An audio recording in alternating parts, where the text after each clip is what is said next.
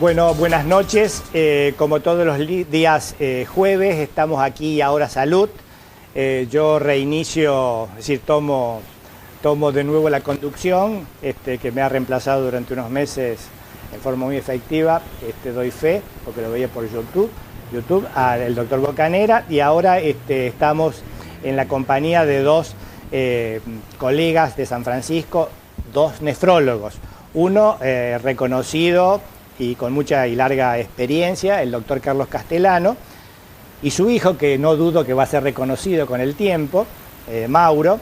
Ellos se desempeñan como nefrólogos en la Clínica Cruz Azul, es decir, en el departamento de hemodiálisis, que se llama CEPER, que es las siglas de Centro Privado de Enfermedades Renales de San Francisco. El doctor Mauro, para que lo vayamos conociendo, él ha hecho clínica médica en la Clínica Reina Fabiola de Córdoba y ha hecho la especialidad de nefrología en el hospital privado con reconocidos y prestigiosos nefrólogos. Así que, bueno, bienvenidos y gracias por haber aceptado la invitación de hablar sobre enfermedades renales. Como esto es una cosa bastante extensa, creo que vamos a tomarnos una, dos o tres las que hagan falta, y vamos a tener, digamos, los primeros jueves de cada mes a ustedes presentes para que nos hablen de qué es la nefrología y las enfermedades, cómo se le diagnostica, qué es lo que hay que tener presente, cuáles son los factores de riesgo, cuáles son los tóxicos para los riñones, qué es lo que hay que hacer y qué es lo que no hay que hacer para realmente tener una buena función renal. Te agradecemos mucho la invitación y realmente estamos muy también satisfechos por la promoción de la salud y, digamos, las medidas de conocimiento a la población de distintas enfermedades y de las distintas especialidades, ¿no? Muchas gracias. Creo que una de las cosas que siempre hablamos en cámara y fuera de cámara es que la educación sanitaria es un postulado importante de la atención primaria de la salud, y que una comunidad que esté informada tiene más chance de estar sana, de preservar su salud. Esa es la intención por la cual hacemos desde hace unos años este programa, y siempre orientado a la medicina preventiva, orientada a la buena relación médico-paciente. Vos, Carlos, como clínico, como buen clínico que sos, que inclusive has estado presente acá en algún programa que hemos hecho el año pasado de clínica médica, es decir, tenés la visión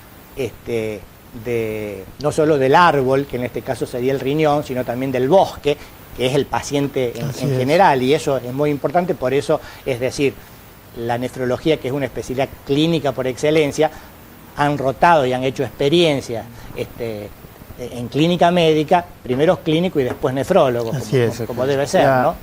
La nefrología es una especialidad que ha surgido en los últimos 50 años prácticamente, y ha tenido un desarrollo muy grande en el conocimiento, digamos, científico de las enfermedades, y también un desarrollo tecnológico para el tratamiento de una parte de la enfermedad renal, que es la enfermedad renal crónica, ¿no? Claro. O sea, el desarrollo de las máquinas, el desarrollo de medicamentos. Y bueno, en los últimos años pareciera un pequeño estancamiento, si bien hay desarrollo de algunas drogas, de los anticuerpos monoclonales, para tratamientos de distintas enfermedades. Pero la nefrología surge desde la clínica y está, digamos así, atravesada por distintas especialidades, ¿no? Porque hay enfermedades que son exclusivamente renales, pero hay otras que están determinadas por enfermedades sistémicas, enfermedades de alta prevalencia en la población, como la hipertensión, la diabetes, y que, bueno, van a provocar daño en el riñón. Entonces, estamos relacionados con la medicina interna, con la endocrinología, con la reumatología, porque hay enfermedades de tipo inmunológicas que también afectan al riñón. Y bueno, como decía, su desarrollo es de los últimos 50 años, o el comienzo, tal es así que la Sociedad Internacional de Nefrología se crea en 1960, después de un congreso hecho en Ginebra. Y en la Argentina prácticamente la Sociedad Argentina de Nefrología, la SAN, es muy también contemporánea en 1960, y tiene el primer congreso argentino en Córdoba en el 1970. Ajá. O sea que, bueno, para el caso personal, yo hice la residencia en el 78, claro. O sea que eran los primeros años, ¿no?, de la nefrología, y yo he tenido la oportunidad de ver mucho desarrollo en el tratamiento de estas enfermedades. Indudablemente yo, ahora que vos decías, haciendo un poco de historia, yo me acuerdo que el doctor Flores, que ha sido uno de tus maestros, ha venido, lo hemos traído a San Francisco un par de veces, y era todo una revelación que el doctor Flores esté en San Francisco dándonos novedades de nefrología. Lo hacíamos a través de nuestra Sociedad de Medicina Interna de aquella época, y la verdad que la nefrología de Córdoba siempre estuvo en la punta del viento. Sí, ¿no? En realidad la nefrología argentina creo que siempre tuvo un muy buen desarrollo, porque tuvo contactos con los grandes mundiales, ¿no?, como Merrill, como, en fin, distintos especialistas que no viene al caso nombrar, porque seguramente los televidentes no lo conocen, pero sí hay nefrólogos argentinos de Buenos Aires que han marcado hitos, como Miatelo, un primer libro de nefrología, Víctor Miatelo, Moledo, Luis Moledo, Morelli, Gian Antonio, que fue el que describe el síndrome urémico hemolítico en la Argentina por primera vez. Después hay comunicaciones de cuadros similares en todo el mundo, pero fue el que lo describe, ¿no? Y bueno, si consideramos que el primer tratamiento de diálisis se desarrolla en 1957, acá en la Argentina, Ruiz Guinaciú, en Buenos Aires, y en el mundo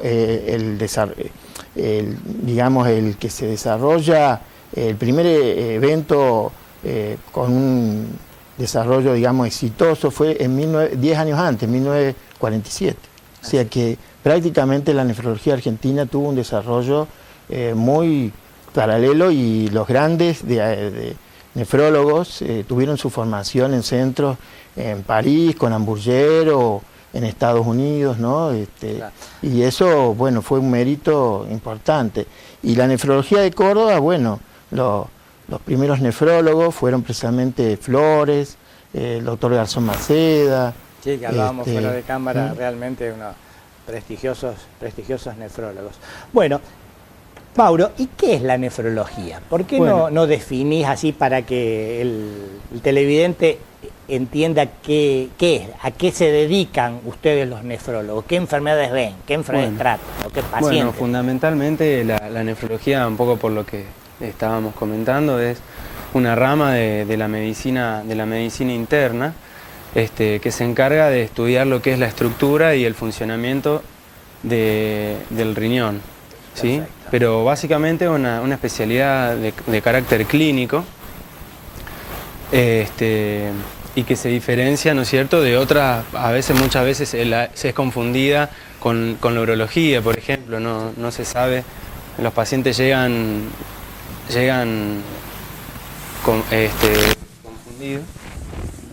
confundidos a veces a la consulta, no saben si son buenos, te tienen que ver al urólogo o al nefrólogo. Claro, eso es importante que digas la diferencia que hay, digamos, qué enfermedades o qué enfermos tratan los nefrólogos y qué enfermedades tratan los urólogos. Los urólogos básicamente es una especialidad quirúrgica, y ellos se encargan de lo que es el aparato urinario y la anatomía del aparato urinario y las lesiones también del aparato genital masculino, ¿no es cierto? Bien.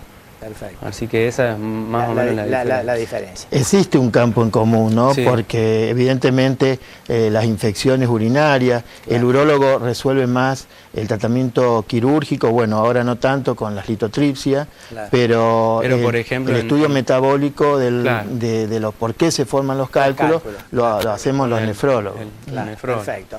Bueno, antes de, mejor dicho, a pesar que ya algún comienzo hemos tenido, hay un agradecimiento de Adriana Pérez.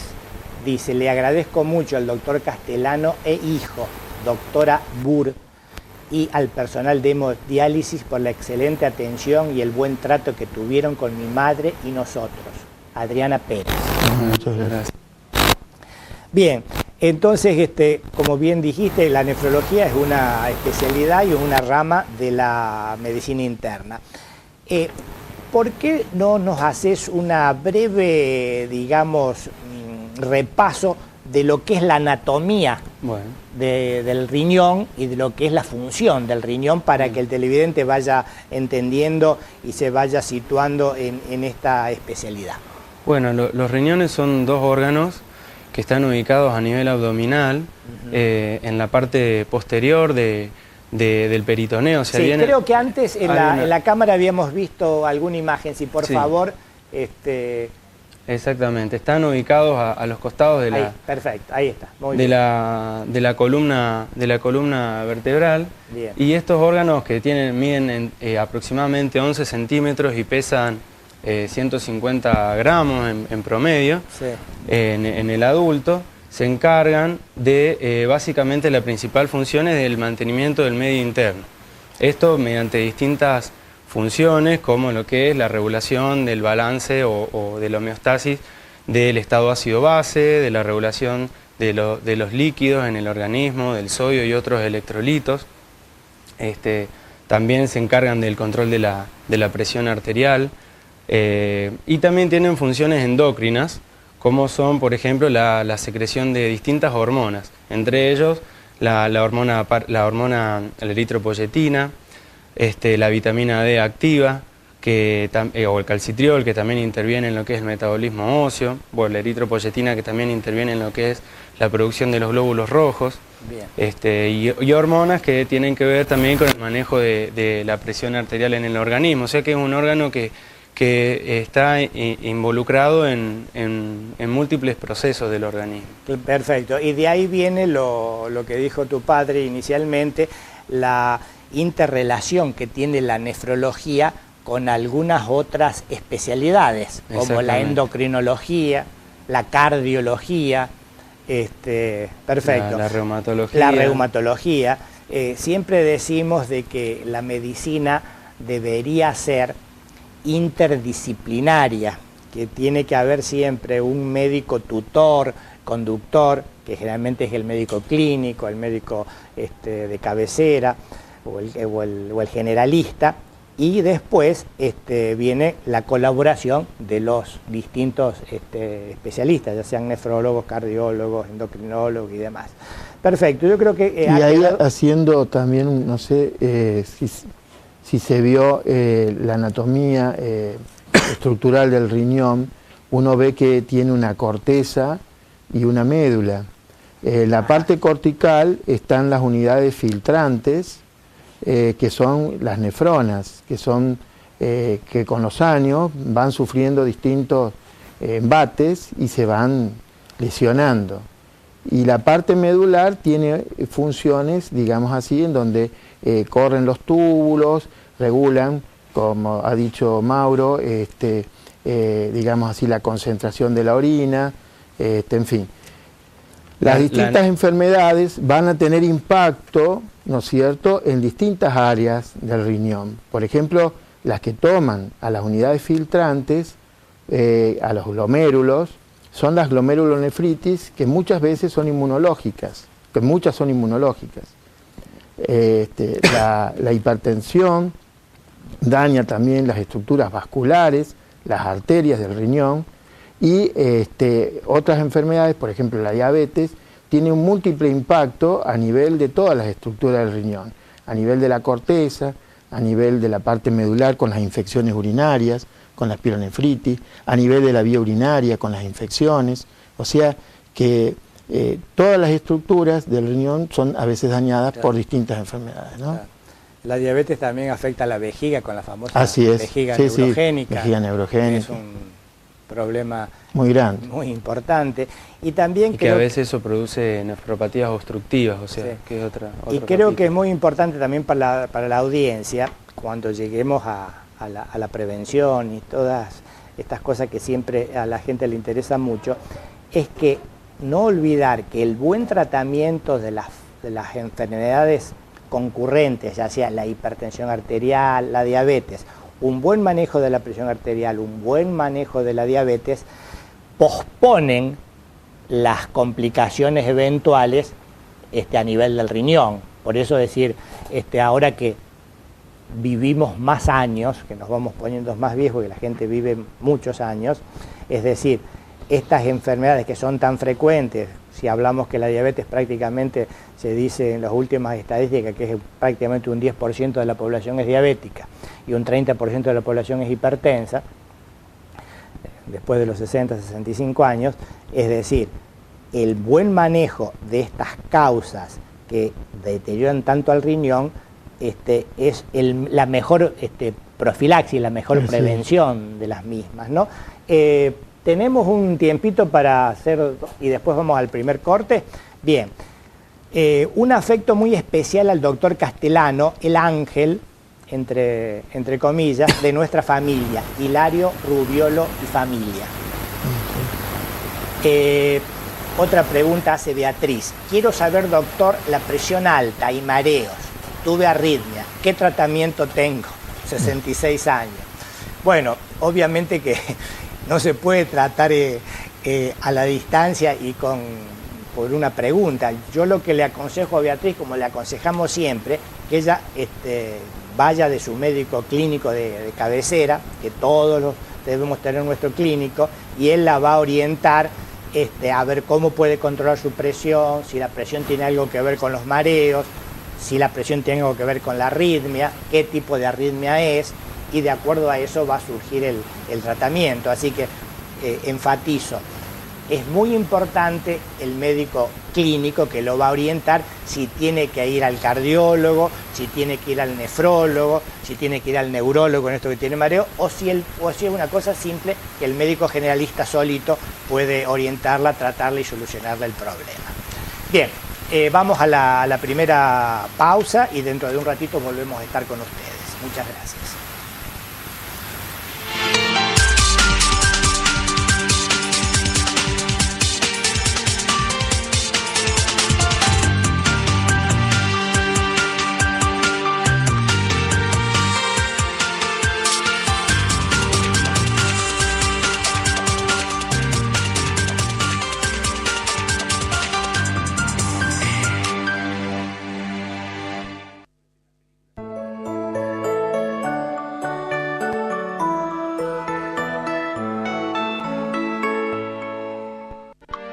Tu familia merece la mejor cobertura médica. Por eso en Cami Salud tenemos un plan pensado para vos. Cami Salud, la mejor medicina prepaga de la ciudad, con más de 40 años de trayectoria. Solicita asesor comercial vía Facebook. Cami Salud, tu salud en las mejores manos. Tu futuro está a la vista. En Baque Espinosa, alcanzalo a tu ritmo. Carreras cortas a distancia. Títulos oficiales. Baque Espinosa. 25 de mayo 1767, oficina 2, teléfono 420-700. Hasta el 29 de junio, Telebingo presenta el Mundial de Premios. Más de 4 millones de pesos en premios. 10 LED TV por programa. 2 camisetas originales todos los domingos. Telebingo Mundial de Premios. Un Clio Mío más 366,000 pesos en efectivo. Y el Super Bingo de 1 millón de pesos todas las semanas. Y para papá, un especial mundial. 2 Clio Mío, un Gold Power más 271,000 pesos en efectivo y 1 millón de pesos del Super Bingo. Mundial de Premios de Telebingo, el que sale. En Willrocks cumplimos 10 años junto a nuestros clientes y sus mascotas. Por eso, lo festejamos a lo grande. Con tu compra, participás del sorteo de un TV LED y 9 electrodomésticos. Además, promociones especiales y envíos a domicilio sin cargo. Pet Shop Willrocks. Dante Alighieri 657. www.willrocks.com.ar.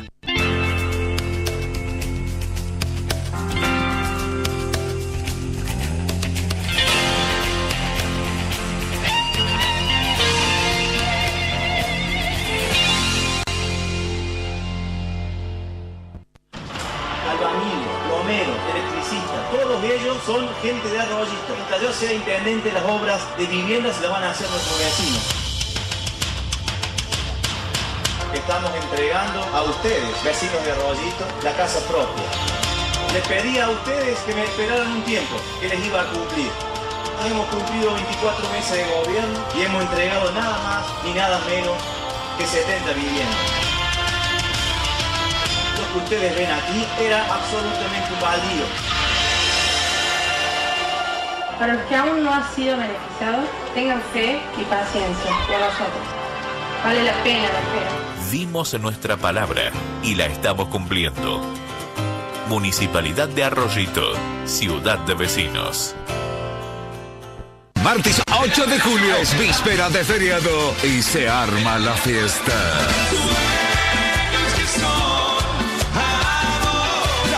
Llega al gigante Bomberos de San Francisco.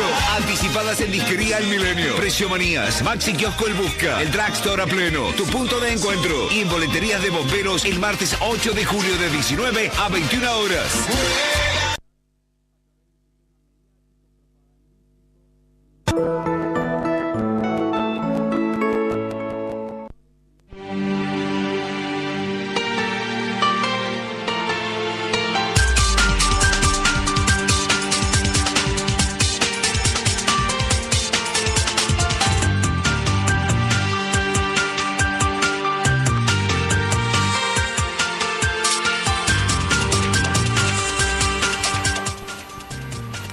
Bien, estamos en el segundo bloque y algo habíamos comentado aquí fuera de cámara.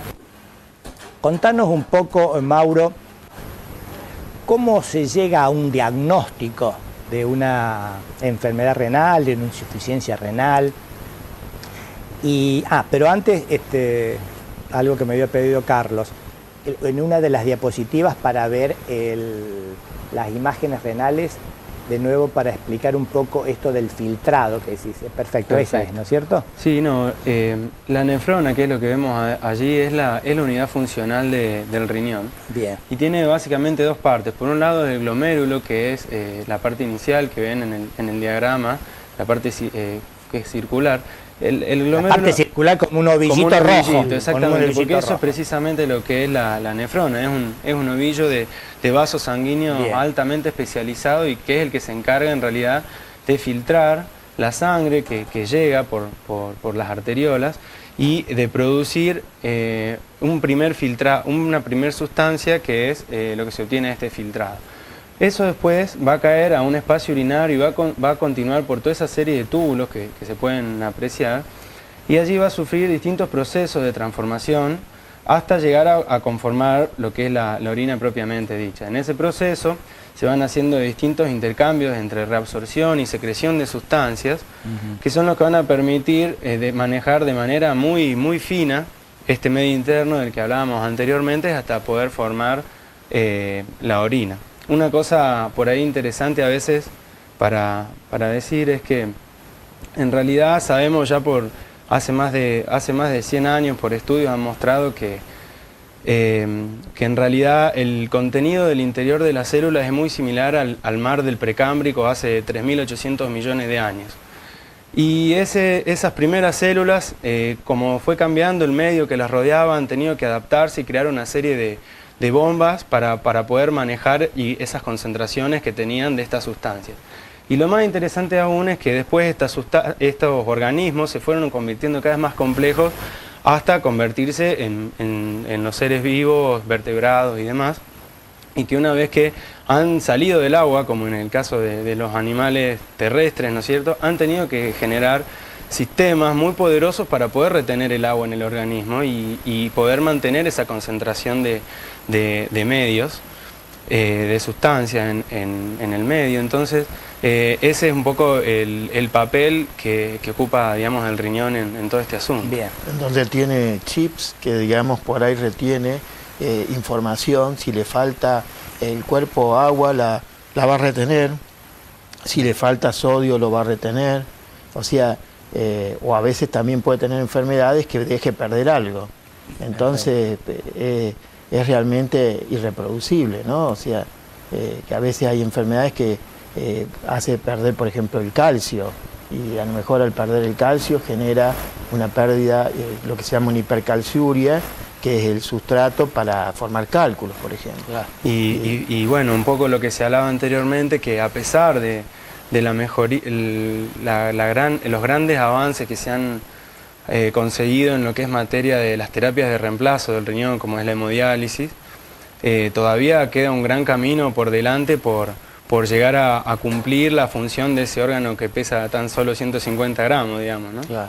Cuando vos dijiste las dimensiones del riñón, yo me acuerdo cuando estudiábamos anatomía que habíamos tenido una neumotecnia que decíamos 12, 6 y 3. Exactamente. ¿No? Para mitad para recordar. Vos dijiste 11, bueno, sí, pero decíamos 11 y 12 centímetros. Decíamos esa historia. Gracias. Hay, por ejemplo, enfermedades renales en donde el riñón se deforma de tal forma y tiene tal tamaño, por ejemplo la poliquistosis renal, claro, que bueno, que llega a veces a ocupar todo el abdomen, pesan hasta kilos, ¿no? Sí, sí. Con múltiples quistes y que bueno, que va deteriorando la función, que es una enfermedad de tipo hereditaria. O algunas formas que hay hereditarias, sí, que ahora se está trabajando para, desde el punto de vista genético, si se puede modificar. Sí, así es.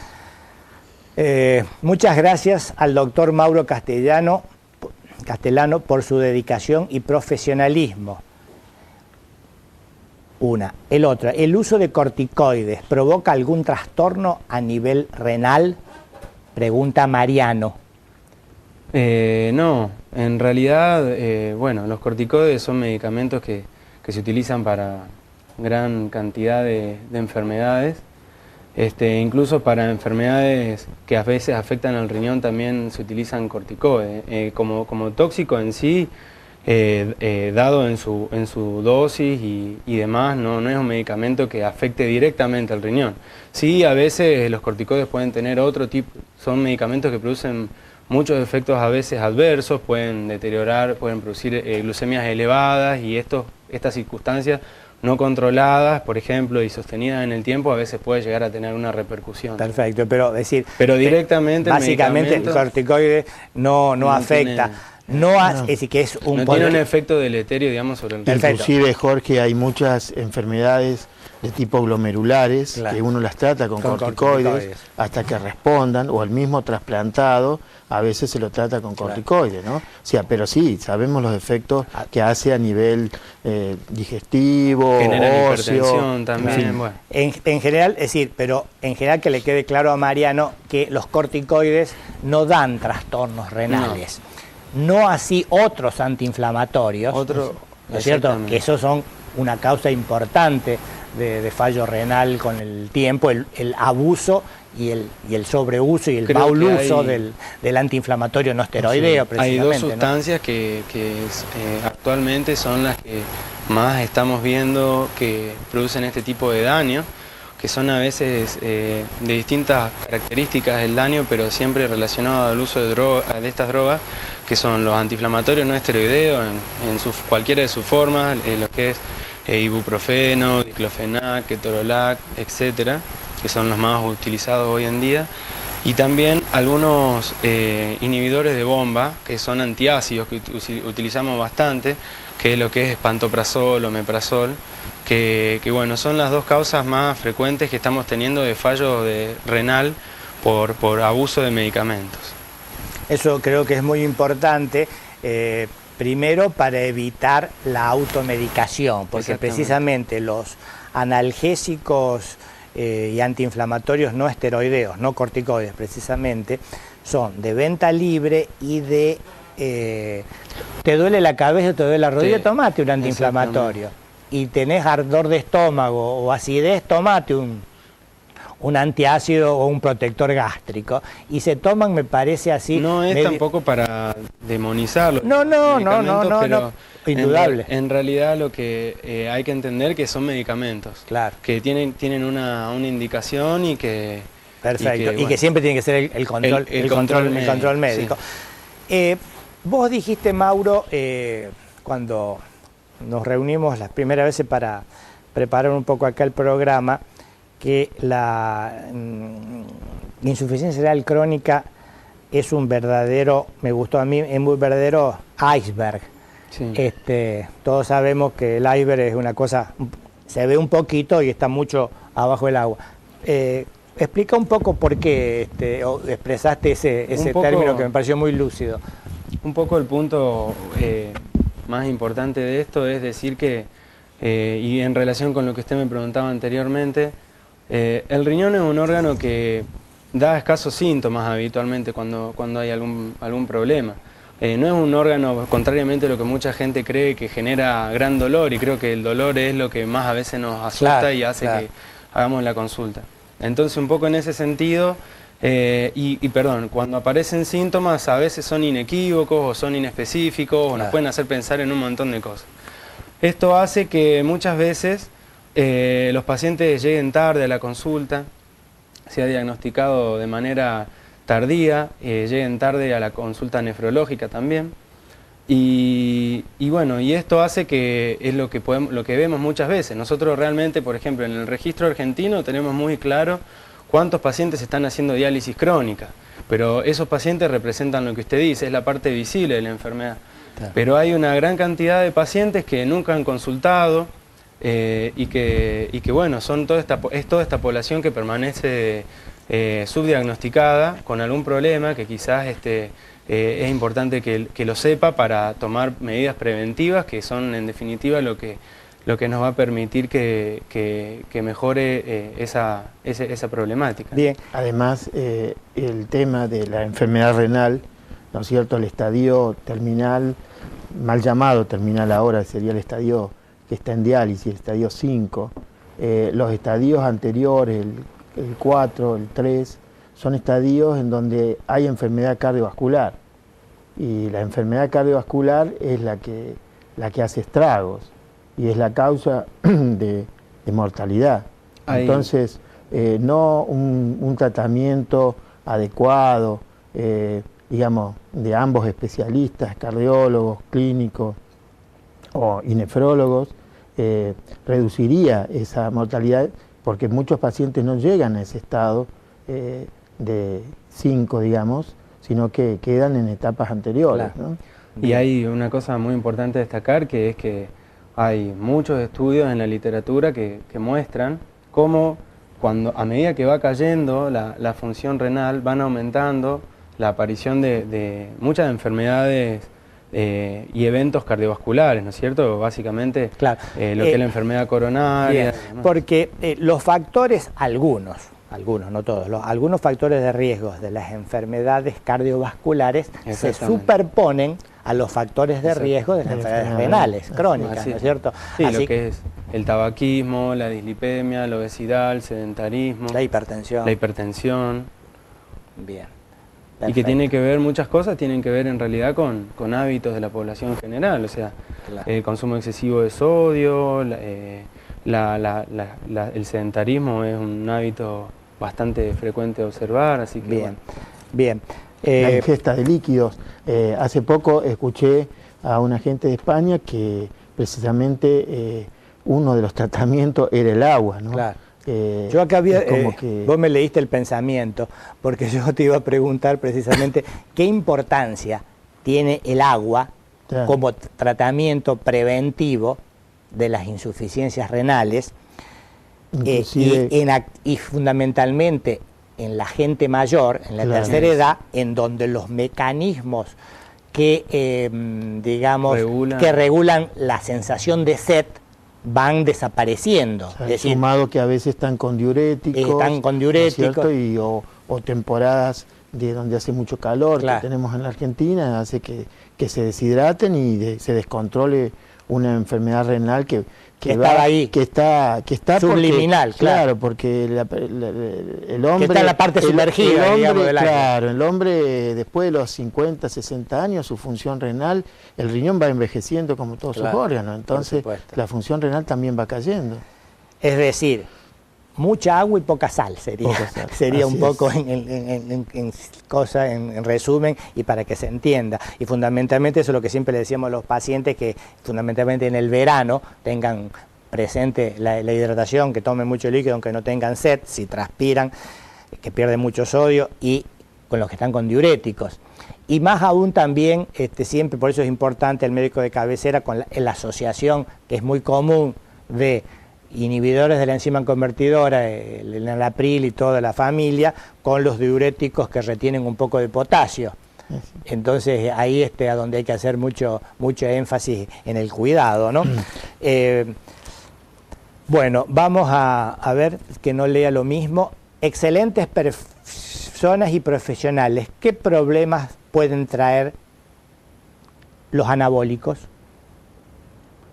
Bueno, son problemas, son cosas complejas. En realidad no es aconsejable, digamos, utilizar ninguna sustancia que no esté aprobada por el médico o por algún profesional, digamos, responsable. Claro.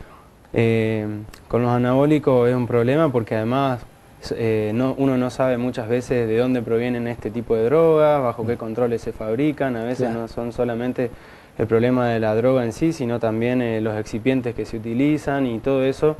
El riñón como es una esponja para filtrar un montón de sustancias que son deleterias para el organismo, es también el punto en donde todas estas reacciones de todas estas sustancias que generan inflamación se termina generando el daño. Así que...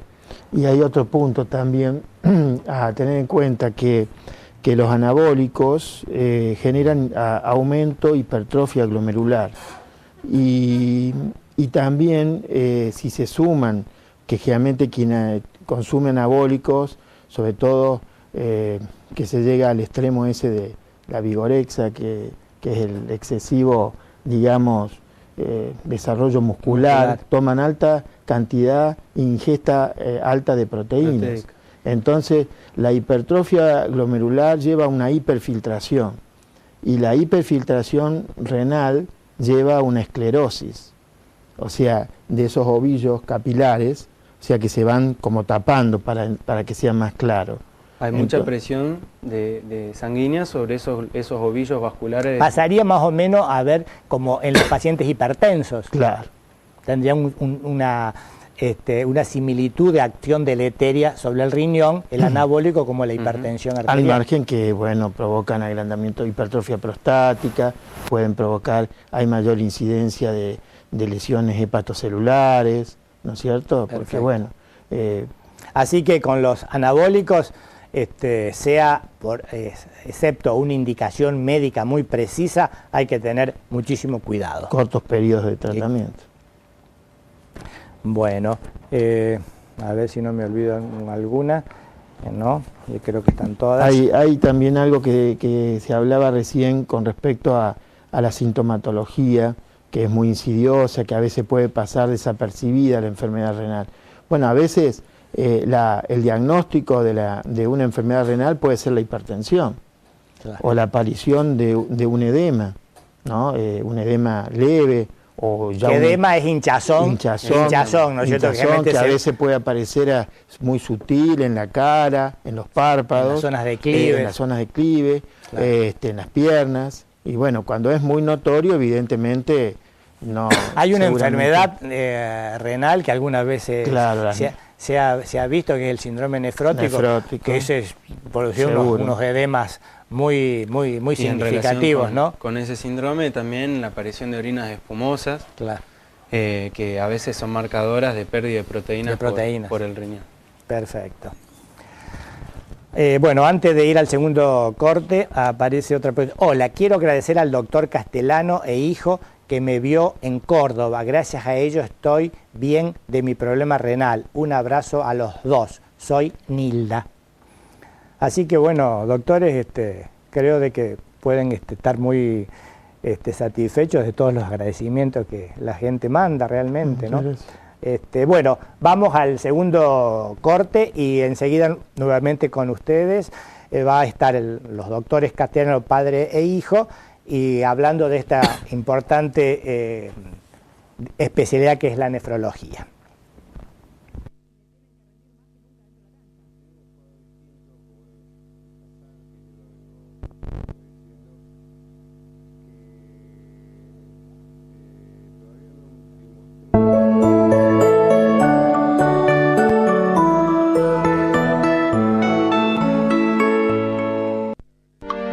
Tu familia merece la mejor cobertura médica. Por eso en Cami Salud tenemos un plan pensado para vos. Cami Salud, la mejor medicina prepaga de la ciudad, con más de 40 años de trayectoria. Solicita asesor comercial vía Facebook. Cami Salud, tu salud en las mejores manos.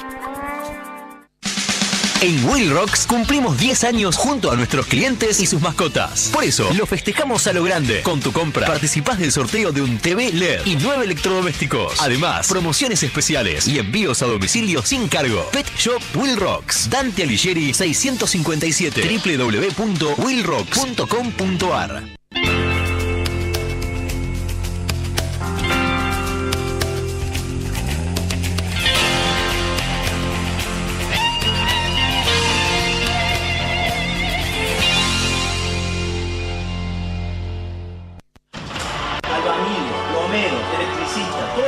Son gente de Arroyito. Mientras yo sea intendente, las obras de vivienda se las van a hacer nuestros vecinos.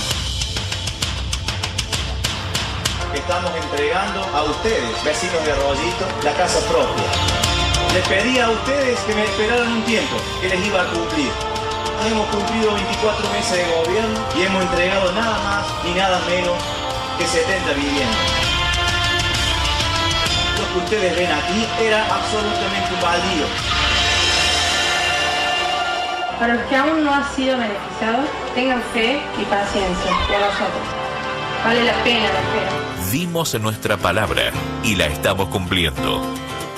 Municipalidad de Arroyito, ciudad de vecinos. Martes 8 de julio es víspera de feriado y se arma la fiesta.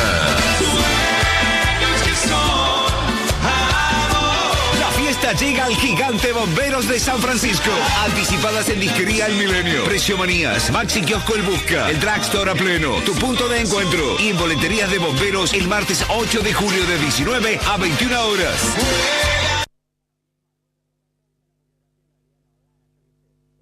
Nueva colección Kevinstone. Kevinstone. La misma pasión. Kevinstone. Kevinstone. 25 de mayo 1984. San Francisco. Pyme Nación es la tarjeta de crédito del Banco Nación, creada para las pymes argentinas. Cuente con la tasa más conveniente y un mayor poder de negociación, porque con Pyme Nación puede abonar hasta en un año de plazo y su proveedor cobra a las 72 horas. Solicite su tarjeta en nuestras sucursales. Pyme Nación, un crédito flexible.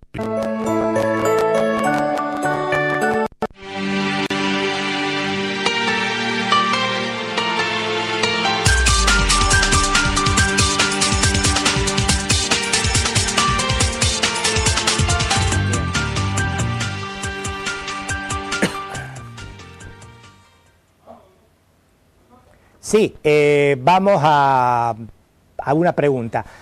Hola, soy Fabián. Yo tengo dolores en toda la parte de abajo del pupo y siento puntada y siento ardor, doctor. Bueno, a esto le digo como le dijimos a la primera paciente que preguntó del tratamiento. Fabián tiene que dirigirse a su médico clínico para ver, digamos, cuál es la causa de ese dolor y del ardor. Él lo va a orientar a ver si es una cosa clínica desde el punto de vista digestivo, desde un punto de vista urológico o desde el punto de vista nefrológico. creo que es importante, y reitero hasta el cansancio, que todos debemos tener nuestro médico clínico y empezar por él, que es el que nos va a orientar qué es lo que tenemos que hacer. Igual, doctor, justo eso sirve para aclarar una cosita que habíamos hablado antes, que decía que, bueno, raramente el riñón produce dolor por sí. Esto solo aparece, el dolor en realidad renal aparece cuando hay una rápida distensión de la cápsula que lo envuelve al riñón. Esto se puede dar, por ejemplo, en circunstancias como la de un cólico renal, en la que hay una piedrita que nos está obstruyendo la vía urinaria, genera una dilatación a nivel del riñón, y esto es lo que va provocando. Y ahí sí duele. Y ahí realmente duele el riñón. Yo me acuerdo que algunas mujeres que habían tenido cólico renal y habían tenido las contracciones del parto, decían, doctor, prefiero parir a tener un cólico renal, ¿no? Y obviamente está la comparación cuando hay que despedirlo al cálculo, se lo llama el parto del cálculo. El parto del cálculo. Y también muchas veces el dolor, así como lo plantea este paciente o este señor, es que a veces puede haber un dolor hipogástrico, que sería por debajo del ombligo, en donde por una infección urinaria en la mujer, también puede ser una pubalgia, un dolor muscular, en fin, pero podría, para responderle algo. Bien, otra pregunta dice, a mi hijo le sacaron un riñón con un tumor maligno, ¿cómo debe cuidarse para cuidar el riñón que queda? Bueno, el hecho de tener un solo riñón puede llevar una vida normal, desde el momento que hay gente que actúa como donante de órganos y queda con un riñón.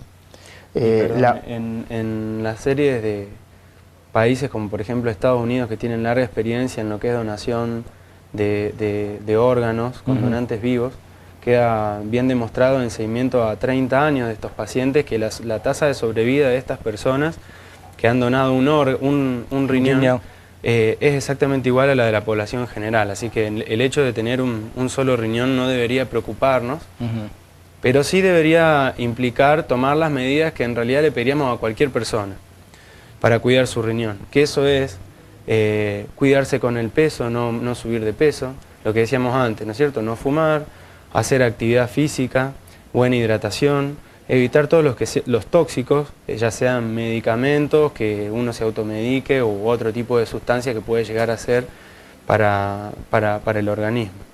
Y después el consumo de la sal y la ingesta proteica, ¿no? También yo creo que también una cosa importante sería en el que tiene un solo riñón, tener precaución con los deportes de riesgo, ¿no es cierto? Sí, se me ocurre que no sería ideal que juegue al rugby, por ejemplo. Exactamente. No quiere decir, o algún deporte de riesgo que pueda generar, básicamente el deporte de riesgo sería por el hecho de que se genere un traumatismo. Un traumatismo. Justamente en la zona lumbar de donde está alojado el riñón. Ahora pregunto yo a ustedes, como televidente o como ignorante.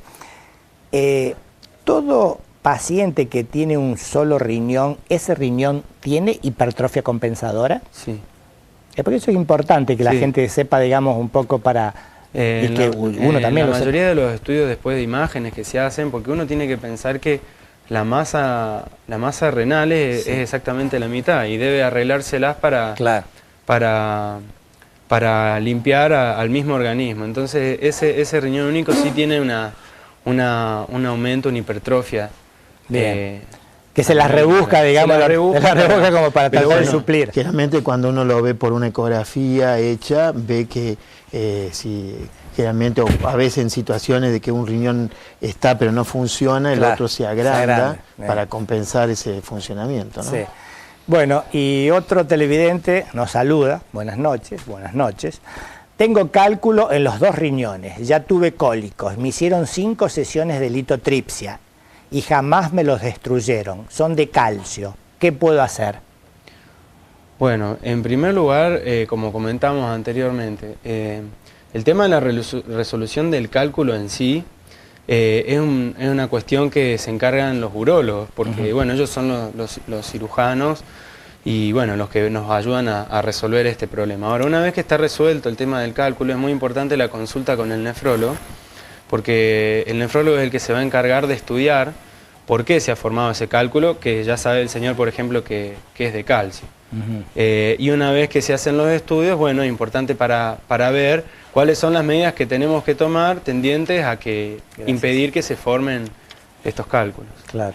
Y también sería importante saber, porque a veces una cosa es un cálculo que reproduce todo el molde digamos así, del sistema excretor del riñón, que sería un cálculo que se llama coraliforme, y otras veces cuando son cálculos que a lo mejor están diseminados en el riñón, pero que no obstruyen. Claro. Entonces, cuando no obstruyen, digamos así, la función del riñón está preservada y seguramente, bueno, tendrá todo el tratamiento. Hoy por hoy, las ondas de choque no solamente, y ya lo estoy hablando desde el punto del conocimiento, pero un urólogo le daría una mejor explicación, no solamente las ondas de choque externas, sino se pueden hacer procedimientos por vía, digamos, lumbar, por vía endoscópica, destruirlo, o de última hasta cirugías, ¿no? Para sacarlo. Ahora, si ya obstruyen y el riñón ha sufrido un daño renal, bueno, ya la situación es mucho más problemática. Bien, yo voy a poner un bocadillo como clínico, que ustedes lo dijeron. Ese señor que tiene muchos cálculos que son de calcio, indudable que es importante hacer un estudio metabólico. Seguro. Para ver si no tiene un adenoma de la paratiroides, alguna cosa, ¿no? Entre otras cosas, para ver por qué produce, que de alguna forma ustedes por supuesto lo dijeron. Siguen las felicitaciones. Los felicito a los doctores Castellano por su buena atención. Otra pregunta, las piernas hinchadas y manchas que aparecieron al mismo tiempo, ¿es síntoma de enfermedad renal? Pregunta Jorge y agradece. Bueno, esas manchas que a veces aparecen son daños tróficos de la piel, porque esto nos están hablando de edemas que hace bastante tiempo que están. Son edemas de larga evolución probablemente, y por eso aparecen estas manchas en la piel. Es difícil, muy difícil sin verlo al paciente. Sin verlo al paciente, pero es importante hacer un control de ese paciente. Los edemas uno tendría que hablar que hay varias clases de edemas en la pierna, ¿no? ¿Cierto? Bien. Uno el edema renal, que es un edema blando que deja el pocito, y otro el edema crónico, cardíaco, ¿no es cierto?, que va acompañando, o a veces en personas diabéticas, que es muy común que se acompañen todos esos trastornos tróficos de manchas, como dice Mauro, ¿no es cierto? Y también están los pacientes que tienen patología venosa. Patología venosa, que pueden enfermedades hepáticas por falta de proteínas también. Así que lo mandamos a Jorge que vaya a su clínico. Así es. A su clínico de cabecera, que lo va a orientar para ver cuál es la causa de las piernas hinchadas, cuál es la causa de las manchas, a ver si tiene algo que ver con enfermedad renal o de otro origen. Bueno, en el tiempo que nos falta, que ¿cuánto es? Son 5 minutos, creo que a nosotros, a ustedes les falta un poco cómo se diagnostican estas enfermedades renales, si el laboratorio es un laboratorio simple o complejo, cuáles son las imágenes. Es decir, yo creo que nombrarlas, por lo menos en este primer programa que hemos tenido, y el mes próximo, el primer jueves del mes próximo, completar, digamos, cómo se hace el diagnóstico. Después tendrán que hablar también de tratamiento, de lo que es la hemodiálisis, cuáles son los pacientes que van a hemodiálisis, cuáles son los que van a diálisis peritoneal, cuáles son los pacientes candidatos a trasplante. Es decir, para hablar es imposible desarrollar la especialidad en un solo programa, por eso creo que lo vamos a tener acá un par de veces más, por lo menos. Así que... Bueno, creo que el ABC diagnóstico del nefrólogo lo podemos resumir bastante acotado, pero implica una muestrita de sangre, una muestra de orina y un estudio de imágenes. En la muestra de sangre lo que uno debería buscar, en realidad, el riñón, como dijimos, es un filtro, y para medir la capacidad de filtración que tiene, lo que usamos es la creatinina.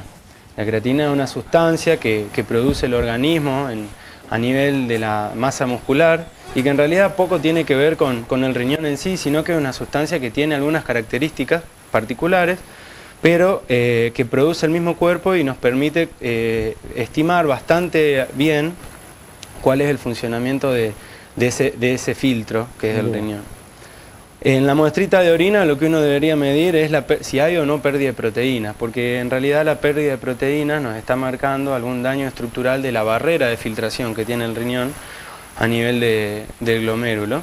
E incluso fíjense que anteriormente el fallo renal se definía por las variaciones en los niveles de creatinina en sangre y se definía por la cantidad de orina que el organismo producía. Y hoy ya se está agregando como marcador de fallo renal, aunque estos dos elementos estén conservados, la pérdida de proteínas, porque sabemos que cuando hay un riñón que pierde proteínas hay un daño acelerado en ese riñón que aunque hoy la creatina no esté alterada, en un plazo no demasiado alejado lo va a estar.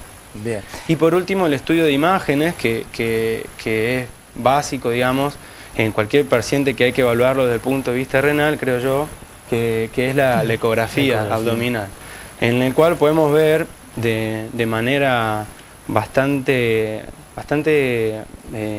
aproximada hoy con las mejoras que hay en la técnica diagnóstica, el tamaño renal, si existe alguna dilatación o existe alguna de la vía urinaria, si hay alguna obstrucción en algún punto, el tamaño renal, la relación que hay entre la corteza y la médula que explicábamos al inicio del programa, y que bueno, nos puede dar en conjunto con estos tres elementos una aproximación bastante buena en lo que es la salud del riñón. Bueno. Y habría también, perdón, ¿no? Sí.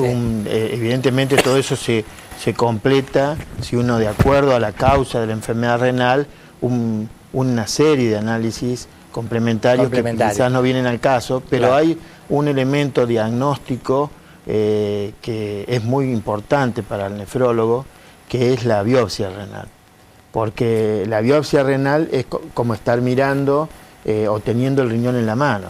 Perfecto. Y uno, uno cuando habla de biopsia siempre lo piensa en lo malo, en la biopsia pero hoy la biopsia se hace para una eczema, para una lesión de piel, y bueno, en este caso del riñón, la biopsia nos sirve para determinar qué tipo de nefritis y elaborar estadísticamente un pronóstico, un tratamiento adecuado, porque hay, digamos, nefritis que con un tratamiento adecuado se pueden frenar y enlentecer el progreso a la insuficiencia renal.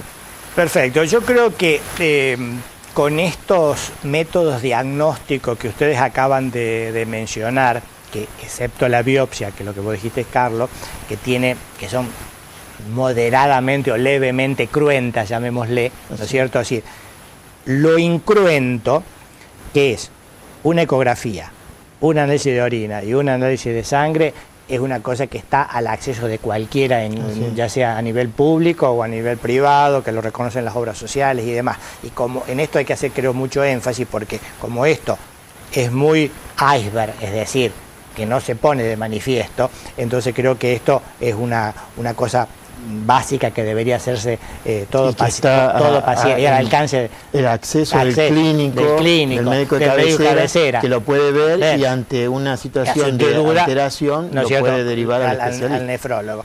Cuando se sospecha de alguna enfermedad, ya sea del parénquima renal, como ustedes dijeron, ¿no es cierto?, ya sea del glomérulo, es decir, alguna glomerulopatía que le llamamos los médicos, es decir, creo que es importante el diagnóstico de la biopsia, que eso te va a hacer el diagnóstico para hacer la conducta terapéutica a seguir, e inclusive algún control evolutivo también, si el tratamiento que está haciendo sirve o no.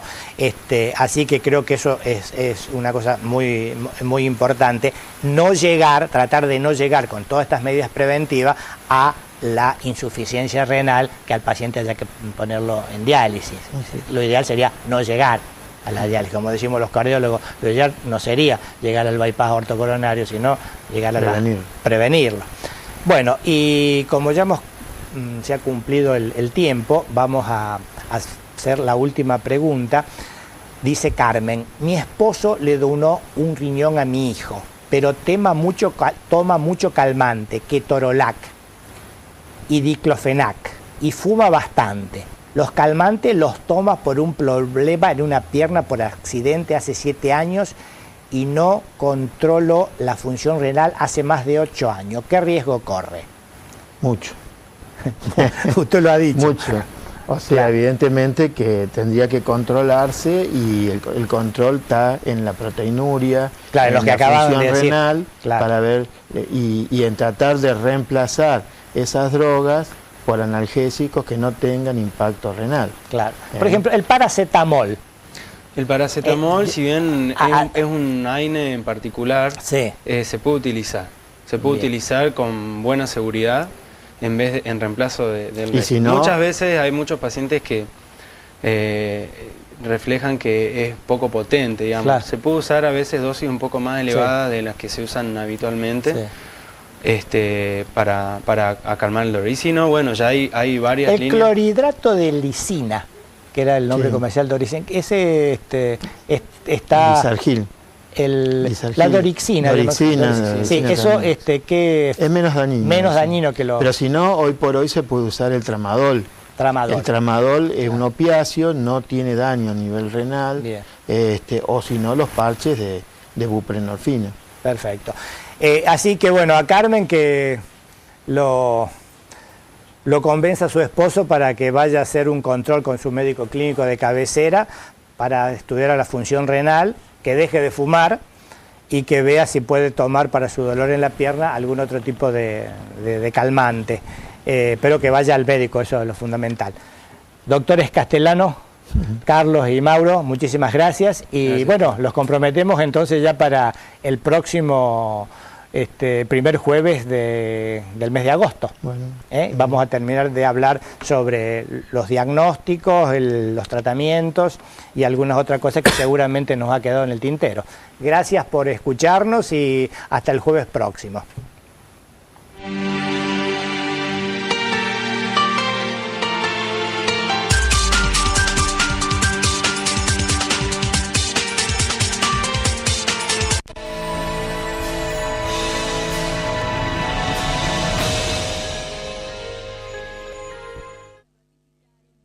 Macoser